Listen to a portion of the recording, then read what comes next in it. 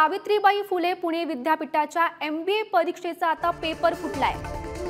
तर सावित्रीबाई फुले पुणे विद्यापीठाच्या परीक्षा विभागातर्फे MBA प्रथम वर्ष प्रथम सत्रातील लीगल ॲस्पेक्ट ऑफ बिझनेस विषयाची परीक्षा होती आणि या परीक्षेची प्रश्नपत्रिका फुटल्याची प्राथमिक माहिती समोर आली आहे आणि विद्यापीठाने ही परीक्षा रद्द करण्याचा निर्णय सध्या जाहीर केलाय।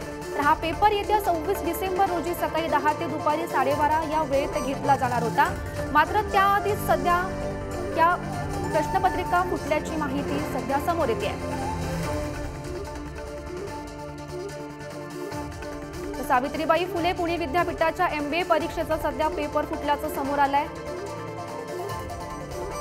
तर संबंधित विषयाची जी परीक्षा होती ती तुर्तास रद्द करण्यात आली आहे आणि 26 तारखेला या संदर्भातला पेपर होता।